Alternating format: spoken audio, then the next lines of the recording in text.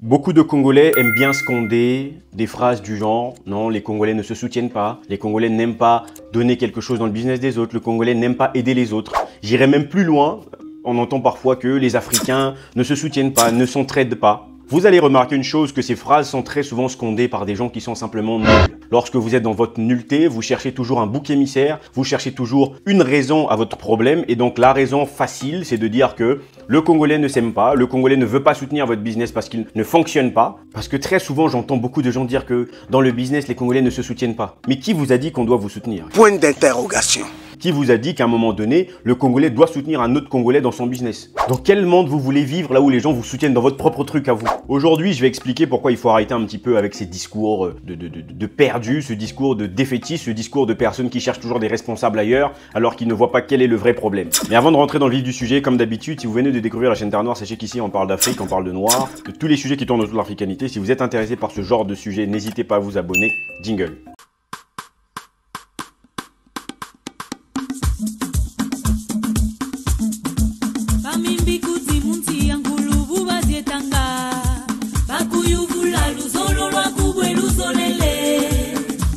Si vous êtes en train de faire quelque chose, que ce soit un business, que ce soit peu importe une activité quelconque, et que votre chose n'est pas en train de marcher, c'est peut-être parce que vous n'avez pas la bonne méthode, vous n'avez pas le bon marketing, et arrêtez donc à ce moment-là de faire en sorte que le Congolais ou l'Africain de manière générale devienne responsable de votre manque d'organisation, de votre incapacité à convaincre. Je vais vous prendre un exemple très simple. Regardez par exemple aujourd'hui, je produis des vidéos sur YouTube. Ce n'est pas parce que ma vidéo sur YouTube ne va pas faire des vues que je vais commencer à accuser le Congolais que ce dernier ne veut pas me soutenir. Non, je dois d'abord premièrement assurer des vidéos qualitatives avec des sujets intéressants et à partir de là, ça va créer une envie de personnes de regarder et à partir de là, je peux dire qu'effectivement, ma stratégie a été bonne, les gens vont me soutenir. Si je fais des vidéos qui n'ont peut-être pas la bonne qualité ou peut-être même ont la bonne qualité, mais je n'ai pas nécessairement la bonne méthode pour pouvoir vendre ma vidéo, c'est ma responsabilité. Ce n'est pas la responsabilité des Congolais de venir dire qu'on doit soutenir Terre Noire parce que il est Congolais. Non, on doit me soutenir parce que je produis de la qualité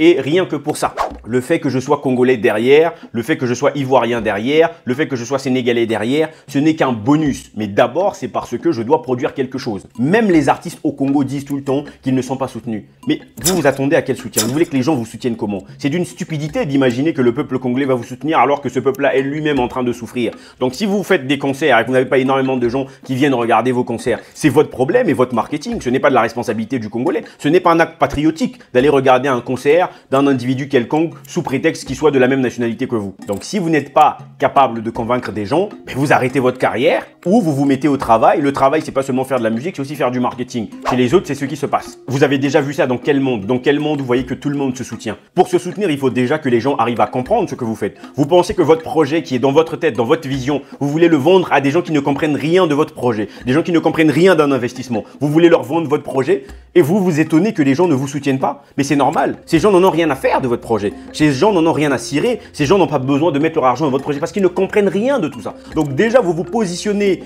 en victime dans une situation où vous avez en face de vous des personnes qui ne comprennent pas ce que vous faites, ça n'a aucun sens. C'est un peu comme si j'étais un chrétien, je veux construire une église et je vais convaincre des musulmans. Est-ce que ça a du sens? Mais je ne vais pas commencer à accuser ces personnes qui ne m'ont pas soutenu parce que ces personnes ne comprennent pas mon message. Donc c'est de ma responsabilité de faire en sorte que ces derniers comprennent mon message pour que derrière, s'il y a lieu de soutenir, qu'ils puissent soutenir après avoir compris.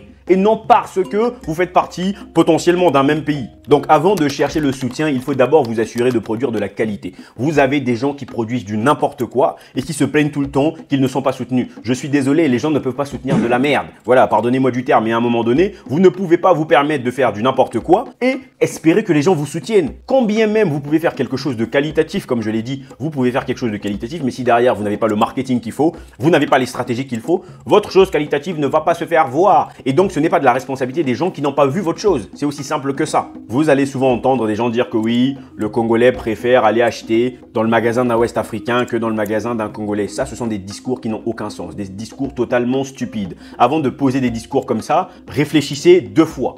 Dites-vous d'abord combien y a-t-il de magasins de Congolais? Je crois qu'il n'y en a pas énormément. Donc vous ne pouvez pas vous baser d'un élément s'il y a eu un Congolais qui a ouvert un magasin quelque part et que les gens continuent à aller acheter chez un Ouest-Africain. Je ne vois pas d'où est d'abord le problème. C'est de la responsabilité du magasin de s'assurer d'avoir une bonne stratégie marketing pour que son magasin fonctionne. C'est pas un devoir patriotique qui va pousser à tout individu d'aller acheter quelque chose alors que derrière, il n'y a pas eu la communication nécessaire. Derrière, il ne voit aucun avantage. C'est ça que vous devez vous mettre dans la tête. Parce que la réalité est telle que lorsqu'on prend par exemple le cas du commerce en République du Congo, aujourd'hui, qui est détenu d'une grande partie par les Ouest-Africains, donc les personnes de l'Afrique de l'Ouest. Lorsque l'on regarde dans le fond, il y a effectivement deux possibilités pour faire en sorte que les choses changent. La première, c'est au niveau de l'État, c'est-à-dire que d'avoir à un moment donné des mesures qui disent que telle ou telle activité ne doit être réservée qu'aux personnes résidant dans le pays et ayant la nationalité du pays même. Donc par exemple, que ce soit le commerce, avoir des magasins, c'est un exemple bien entendu. Ça, c'est la première possibilité qui ferait que ce ne seront à ce moment-là que des Congolais qui vont avoir cette activité et donc exclusivement, ce qui ferait que systématiquement, les gens achèteraient des produits des Congolais.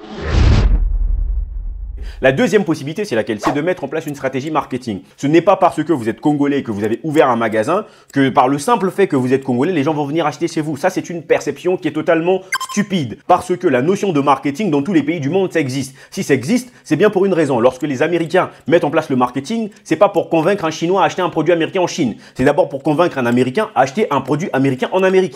Vous, les Congolais, vous voulez pas mettre en place le marketing pour convaincre les Congolais à acheter vos produits parce que dans le marketing, il y a plusieurs éléments. Il y a d'abord un élément qui est très important, l'élément de la confiance. Aujourd'hui, les gens ont l'habitude en République du Congo d'acheter des produits dans des magasins ouest-africains. Il y a cette notion de confiance et d'influence qui existe aujourd'hui. C'est devenu limite normal qu'en République du Congo, le magasin soit tenu par un Ouest-Africain. Vous voyez? Donc cette notion de confiance fait que lorsque on voit un magasin d'un Ouest-Africain, on ne se pose pas plus de questions. Si on voit par exemple aujourd'hui en République du Congo un Chinois qui ouvre un magasin, si les gens n'ont pas été habitués à ça, les gens ne vont pas avoir la même perception des choses. Donc arrêtez parfois votre stupidité de croire que le problème c'est le fait que vous soyez Congolais si votre business ne marche pas. Non, c'est parce que soit vous êtes nul, soit votre méthode de marketing est merdique. Donc au lieu de pleurer et de crier que les gens doivent se soutenir, réfléchissez à comment faire pour convaincre. L'argument du nationalisme ensuite n'est qu'un argument politique pour essayer de convaincre encore plus. Mais vous ne pouvez pas baser votre business en espérant que comme les gens sont Congolais comme vous, ils vont venir acheter chez vous. Ce n'est pas comme ça que ça fonctionne. Il faut d'abord contrôler un marché et après on peut venir avec de nouveaux slogans. Vous ne contrôlez rien du tout, vous voulez déjà emmener des slogans. Je vais vous prendre un exemple. Est-ce que vous avez déjà vu une maman qui vend des beignets aujourd'hui se plaindre que les Congolais n'achètent pas ses beignets? Pourquoi c'est seulement vous dans vos business que les Congolais ne veulent pas soutenir? Mais la maman qui vend des beignets, les Congolais ne se disent pas « Ah, cette maman est congolaise, je ne vais pas acheter des beignets. » Donc pourquoi? Simplement déjà parce que premièrement, la plupart des personnes qui vendent des beignets de manière générale au Congo, ce sont des mamans congolaises. Donc le Congolais ne se pose pas ces questions que vous vous posez parce que vous n'arrivez pas à trouver la solution. Deuxième exemple, si vous prenez les mamans qui vendent du manioc, vous pensez qu'aujourd'hui, vous mettez des mamans congolaises qui vendent du manioc et vous mettez des mamans chinoises ou des mamans sénégalaises ou maliennes qui vendent du manioc au Congo, vous pensez que les Congolais vont aller acheter chez des mamans sénégalaises ou des mamans maliennes? Non, il va d'abord y avoir la notion de confiance parce que le Congolais sait que le manioc est fait au Congo par des Congolaises. Donc, cette notion de confiance va faire en sorte que le Congolais va systématiquement aller vers la maman congolaise. C'est aussi simple que ça. Il faut vous dire dans la tête que lorsque vous lancez vos business, lorsque vous faites les choses, les personnes qui réfléchissent pour aller acheter, ils ne se posent pas 50 000 questions. Ils ont un besoin, il faut que vous soyez capable de répondre à ce besoin. Une fois que vous êtes capable de répondre à ce besoin, là, vous pouvez rajouter d'autres éléments qui peuvent vous favoriser. C'est-à-dire que s'il y a deux personnes qui vendent un produit, de même qualité, là, vous pouvez vendre de nouveaux arguments pour essayer de convaincre. Là, la personne peut se dire, effectivement, je vais aller plutôt chez le frérot congolais. Peut-être maintenant, il y a une notion relationnelle qui fait que ce dernier va aller chez le frérot congolais. Ou peut-être il y a un truc conflictuel qui fait que ce dernier ne va pas chez le frérot congolais. Mais arrêtez de vous poser 150 000 questions. Vendez d'abord de la qualité. Mettez-vous d'abord à vendre, à créer vos business. Et vous verrez pourquoi les bars sont détenus par les Congolais. Pourtant, c'est une activité rentable. Vous avez vu les Congolais dire qu'ils ne vont pas aller dans un bar parce que ce serait un bar d'un Congolais. Arrêtez donc vos arguments. Si vous n'arrivez pas à faire du business au Congo, il y a d'autres éléments bien entendu. Mais ne venez pas accuser la clientèle, c'est un peu trop facile. En réalité, le problème n'est pas le soutien. Le problème est vraiment sur l'organisation. Lorsque vous partez par exemple au marché, vous voyez que la plupart des gens qui vendent au marché, ce sont des Congolais. Les enfants qu'on appelle Bana Paye Paye, très souvent, ce sont des Congolais. Les gens qui vendent au bord de la rue, là même au marché, pour ne pas rentrer dans le marché, vous voyez que ce sont bien des Congolais. Mais il y a une chose qui est très simple dans tout ça que vous allez comprendre. Il y a un problème d'organisation. Les Congolais, en tout cas pour beaucoup, ont une incapacité à s'organiser pour faire quelque chose de mieux. Le Congolais va vendre au marché, pas parce qu'il a une vision grandiose de son business, mais simplement parce qu'il veut survivre. La maman congolaise va vendre ses tomates simplement parce qu'elle veut nourrir ses enfants et pas parce qu'elle a envie à un moment donné de construire quelque chose de plus grand, de dominer le marché. Et c'est de là que vient le problème. Vous devez donc, vous qui avez ces capacités, vous qui avez cette possibilité de mettre en place des choses plus grandes, commencer à investir dans ce genre de domaine pour que demain vous puissiez contrôler un secteur quelconque et pas venir ici chialer comme d'habitude quand on ne vous soutient pas alors que vous n'avez rien fait. Donc lorsque les Congolais n'ouvrent pas les magasins, ce n'est pas parce que les gens ne veulent pas soutenir des Congolais, non. C'est parce que les gens sont incapables de gérer le magasin. Et vous savez, vous en avez certainement déjà vu, on a vu un certain nombre de personnes à qui on a donné parfois la gestion d'un magasin. Il y a eu une incapacité, pas parce que cette incapacité est intellectuelle, mais non, il y a une incapacité managériale. On a vu beaucoup de Congolais, on lui donne la gestion d'un magasin, c'est devenu un fêtard. C'est devenu le gars qui doit avoir 150 filles. Donc il a 150 copines, l'argent du magasin commence à partir dans les copines et derrière le business tombe. C'est donc votre incapacité à gérer. Donc votre incapacité à gérer n'est pas de la responsabilité populaire. Donc arrêtez à un moment donné de toujours accuser les Congolais, même lorsque ces derniers ne sont pas responsables de votre stupidité. Donc dernière chose, mettez-vous au travail, allez conquérir de nouveaux marchés, construisez des choses, commencez à reprendre un certain nombre de choses, notamment sur le plan alimentaire en République du Congo. C'est tout ce que j'avais à dire, donc allez bosser, arrêtez encore de pleurer. On se retrouve dans une prochaine vidéo. N'oubliez pas de liker celle-ci et de vous abonner. On se dit à très bientôt. Imen.